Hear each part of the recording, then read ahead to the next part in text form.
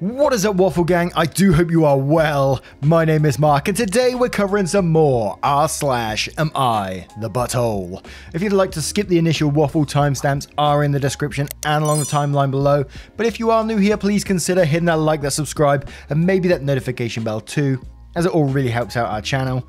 Now, just a huge thank you for taking the time out of your day to be here. It's incredible support, and I can never ever thank you enough for what you do for me. And with that being said, let's just crack on with today's stories. Much love, guys. Now, our first story comes from Am I the Arsehole Special Needs? Am I the arsehole for using my special needs privileges? About a year ago, my university added psychological problems to the special needs students' requests. I've been diagnosed with severe anxiety and clinical depression, so I decided to apply to the program. The program is strictly enforced, and they requested my diagnosis, the date, and the doctor. Then they contacted my doctor. Well, I got in. I have around 1.5 times extra in the exams, able to record the lectures. I can get help from the program when I need, some absences allowed, etc. One of my friends learnt about my special needs status and then confronted me, told me since I was stable and functioning, I shouldn't be using the program and I was probably taking away from someone who needed it more. It's true that I have been in therapy for a while and have been taking medication. My panic attacks are less frequent and less damaging. She called me an arsehole for taking part in a program clearly isn't meant for me. Some of my friends told me they agree with her and they have been thinking this for a while. I am truly conflicted. On one hand, I truly benefited from the program, but on the other hand, maybe they're right and I'm using this selfishly. So Reddit, am I the arsehole? Tell those people to keep their goddamn noses out of your business. That'll show them. If the school didn't see it fit, you wouldn't be in that program, and you are part of it. And obviously it's benefit to you, and you're finding it a benefit to you as well. So look after your mental health. Absolutely. Screw those people if they got a problem with it. That's on them. And who knows right now, you might be stable because you're in this program. Imagine if you was, you were swamped with work and all that sort of stuff. This might be a very, very different situation. The world right now is full of people that's afraid to go and ask for help for depression and for anxiety. And it's because of people like this, people are afraid to do so. So you're absolutely not the arsehole for doing what you do, and do not feel bad or guilty from it at all. You're not taking it away from anyone. I mean, taking extra time and being able to record lectures and having some absences isn't going to take away from anyone. They can give that to as many people as they see fit. So screw them. That's all I got to say. It's pissing me off, to be quite honest. Through someone who was myself diagnosed with depression, I know the feelings. I know how it feels for people to look at you in a weird way because you say you've been diagnosed with depression and make you feel bad about a diagnosis. And it's so wrong. It's so wrong when you go and seek to get help and you're still made to feel bad. Unbelievable. But you keep doing you, please. Not the arsehole, but Dishpile says, not the arsehole. Did it ever occur to your friend that the fact you are stable and functioning and flourishing right now might be a direct result of getting those accommodations? You're not being selfish by taking care of yourself. Don't feel guilty for using privileges that were created to help you out. All things like extra time in exams and extra office hours are absolutely not limited resources. You getting these things isn't stealing from someone else. And the Tozy says, not the arsehole. If you didn't need the program, you would not be in the program. Tell your friend to get fucked. And RevsGirl27 says, not the arsehole. Do not let someone else's self-entitled non-medical degree having ass take away something that is beneficial to you. I'm so over people seeing someone who has their medical needs under control, sometimes for now because it was Spiral being pissy. How do they not know that you're able to maintain your mental health because you're utilizing those services? Keep using them, stay healthy, find new friends. Edited to add, not the arsehole. And Madeline Gumbo says, not the arsehole. Severe anxiety and depression can interfere with school. The school wouldn't have added these accommodations if they didn't intend for people in your situation to use them. It's not a zero-sum game. They're not turning people away because you're physically filling a slot. You're recording a lecture doesn't take away the ability to accommodate another student. And Goblin Official says, not the arsehole. Your friend is the arsehole massively. You have anxiety and depression. It is under control right now. That's amazing. You know what might make it more difficult? If you are being overloaded with work and didn't have any wiggle room for when your conditions act up. Having that extra room to breathe is probably helpful to your mental health, and it's none of her fucking business whether she deems you unwell enough or not, because she's a child and the actual professionals qualified to assess your situation have decided you belong in this program. You aren't abusing this program, you aren't taking anything away from anyone, and you don't need to feel guilt. Your friend should, and same with anyone who backs her up. They are ignorant as fuck, and I'm furious for you. Now, I turn this one to you guys. What would you do in this situation? How would you feel? Let me know in the comments below. And our next story is from NBA Jams and. Am I the arsehole for telling my stepmom she needed to move out in a few months? Am I the arsehole for telling my stepmom she will have to move out in a few months? Hi everyone, this is not a legal question. I've already checked on this with a lawyer, and through my school's legal department, I am legally fine. This is just a moral judgment. My dad married my stepmom 7 years ago. She's not a bad woman, and she's not a gold digger either. She and my dad are legitimately in love, however my dad doesn't have much time left due to medical issues. He likely won't make it till summer. My dad and I weren't close. He was military, and if he wasn't gone, he was in a shitty mood. My mum was in the picture, but she wasn't a peach either, so I was raised by my grandparents in their home. Neither of my parents could tell you my birthday 3 years ago to give you an idea of it. I don't hate either of my parents, but I don't really recognise them as my parents either. My dad has been much better dad to my stepmom's son, which is good, and I'm grateful for that. However, I don't feel a bond with my stepbrother or stepmom either. When my grandma passed, she left me her home in her will, as that was what my grandparents wanted. My dad and his wife moved in with my permission while I was away at school. It was no secret that I intended to move back and live alone in my home, which has caused some conflicts in the past. This past weekend while I was studying, SM sent me an email filling me in on dad again, telling me about her COVID layoff and asking what my plans were after this last semester. So I told her that I was returning home and had a job lined up by an old friend.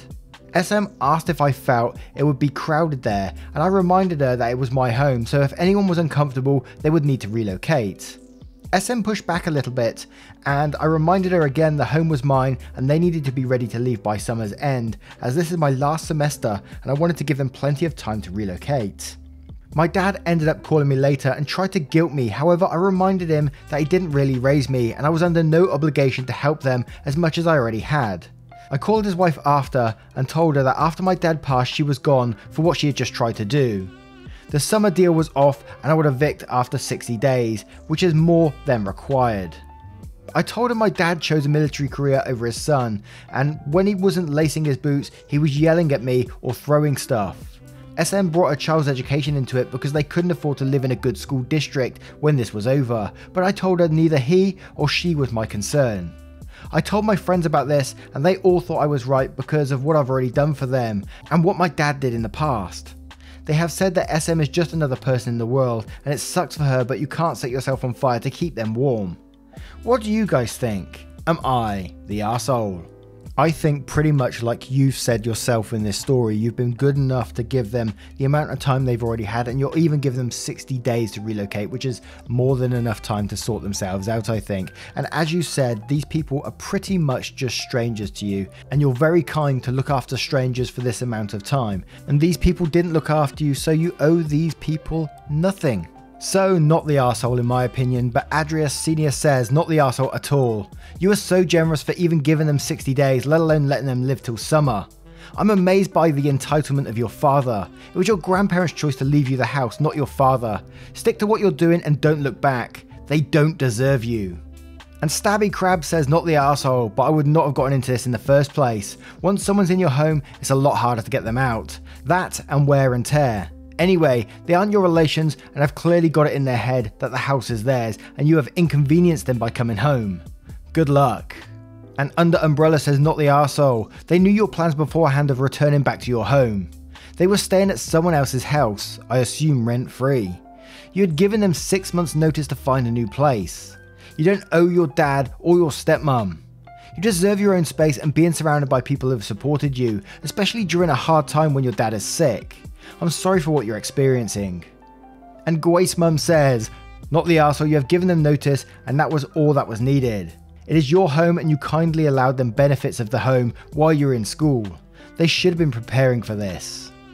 Now, I turn this one to you guys. What do you guys think of the situation? Do you think OP should be helping them out further? Do you think he's harsh for kicking them out? Or do you think it's the right thing to do? Let me know in the comments below. And our next story is from Vet Bill A-Hole. Am I the arsehole for wanting my roommate to pay for at least half of my dog's vet bill? I, 24 female, live in a house with 3 roommates. 24 female, 25 male and 26 male. We're all friends from college who decided to live together to save money while we start our careers. We live together for 2 years now. I have a 3-year-old rescue dog who is basically my shadow. She follows me around everywhere.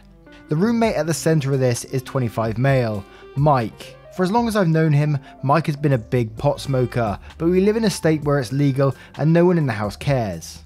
About a year ago, Mike made a suggestion to the house that we all get locks on our doors after we had a party and some things got stolen out of some rooms. We all agreed and each of us hid a spare key to our room in the house in case of emergencies, so we all know where each other's spare key is. A couple of weeks ago, Mike was out of town visiting family and I needed to get something out of his room. I sent him a text asking if I could get it and he said it was fine, so I unlocked his door and found what I needed, then locked his door again. It took maybe 3 minutes and I didn't even think about my dog following me into Mike's room, since she follows me everywhere. What I didn't know was that Mike had an ashtray on the bedside table with a half leftover joint in it and my dog ate it without me seeing her. About an hour later, my dog is struggling to breathe, won't let me get near her, snapping at me. I'm freaking out. I ended up taking her to the emergency vet since it was a weekend and they asked if she had been around pot at all or possibly eaten some. At the time, I didn't even think about it since we don't keep anything like that in the shared living areas. They ended up pumping her stomach and making her eat charcoal to treat her and suggested letting her sleep it off and see how she feels in 24 hours.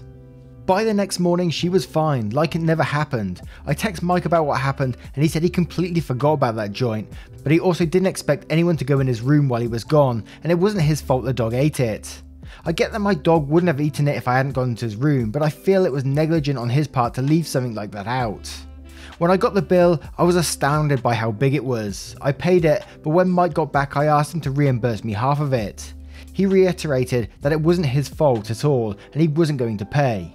I told him he shouldn't have stuff like that just sitting out, but he said he can't be responsible for what the dog does when he wasn't even there.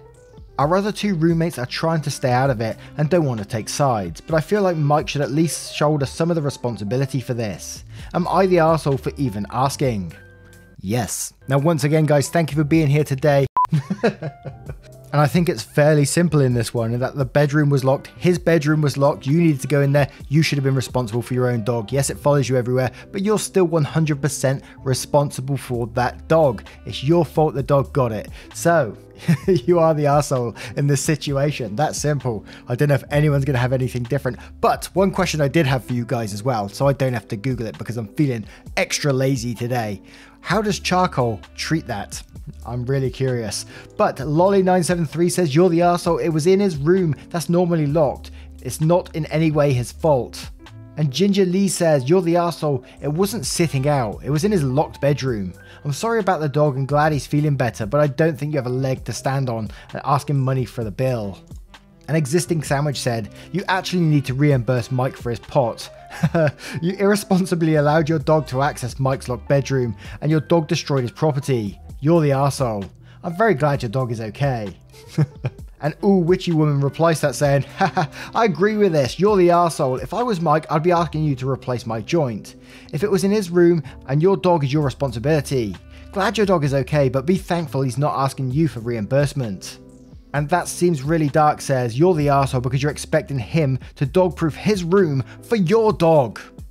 Now, quick one there, but what do you guys think of this situation? Do you think OP does have a leg to stand on in this situation? Do you have a different point of view? Let me know in the comments below. And our next story comes from a throwaway account. Am I the arsehole for refusing to let others see what my wife looks like right now? My 42 male wife, 42 female, has been getting treatment for Cushing's syndrome. In terms of her visible symptoms, it was a quick onset regarding worsening redness and puffiness in her face, the fat buildup in the back of her neck, buffalo hump. She has spent the past almost 2 years crying about how disgusting and depressed she felt and how her outward symptoms were showing little to no improvement. I've cancelled a lot of our plans together, basically anything that involves going out in public, and my wife ended up getting another job because she was tired of customers staring. My wife is friends with an employee who is basically the head of marketing for the business I work for. The employee emailed both my wife and I to say that they asked employees to send in holiday pictures to put on the business social media and website albums, but barely anybody ended up doing so this year. She said she'd love to have some of us. We take Christmas and New Year's photos every year, but this year our holidays were pretty stressful for my wife, and she was particularly depressed when we were taking the photos because of her symptoms were particularly bad. She told me during pictures that she felt ugly. When I got home, my wife was scrolling through pictures and picked out 3 that had all 6 of us. We have 4 kids in it. I'm not going to mince words here. After looking at the photos, I cringed. Oh, fuck's sake. Can we stop the story here and just say this guy's the arsehole anyway? Now, once again, in nearly all the pictures we took, all our outward symptoms were apparent. I've been with the business since I was 27, and if anybody from the business saw pictures in company albums of me and my wife from then, and at events in our early 30s, they would have thought she was absolutely gorgeous. It's getting worse. Actually, one co-worker saw a picture of us taking out a holiday party around 5 years ago, and said my wife was so picture perfect.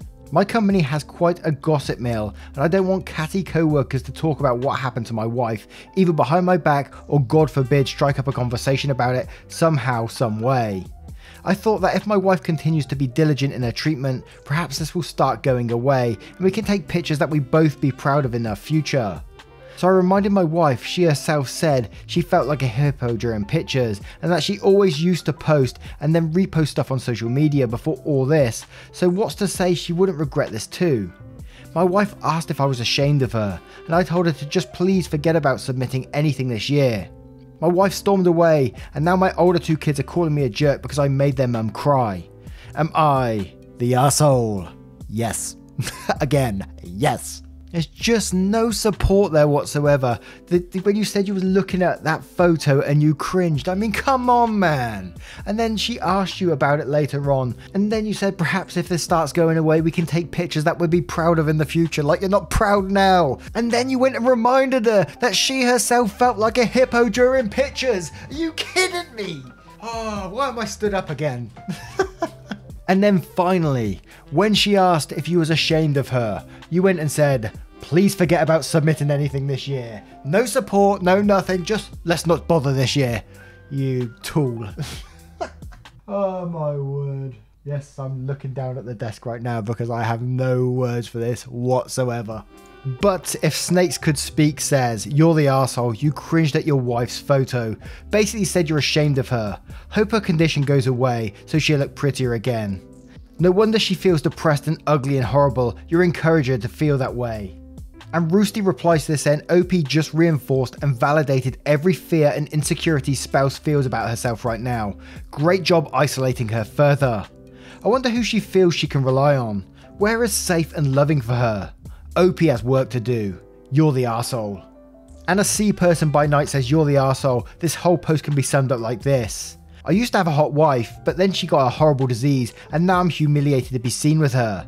Am I the arsehole for reinforcing all her negative thoughts about what this disease has done to her body?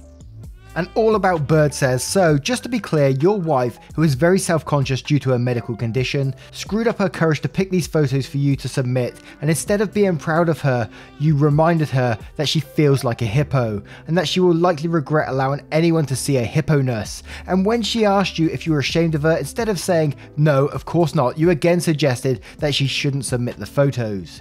Do you really need to ask if you're the arsehole? Of course you're the arsehole. If I were you, I would stop worrying about what your wife looks like on the outside and give some serious thought to what you're like on the inside. Mic drop.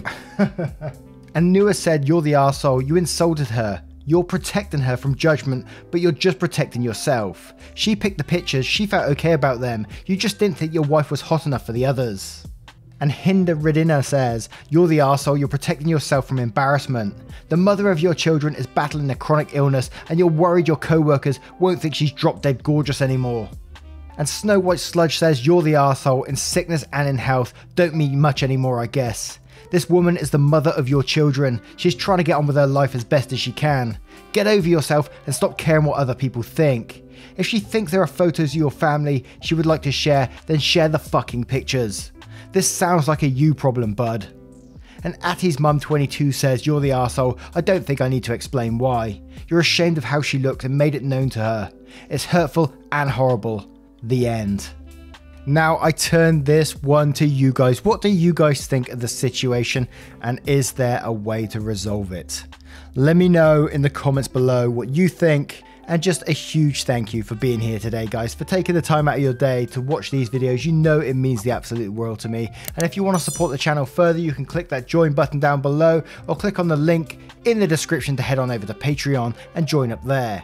A huge thank you for taking the time, as I just said a moment ago, out of your day to be here. And I will see you in the next one. Take care, guys. Much love. Have a great night, day, whatever you're doing. Bye-bye.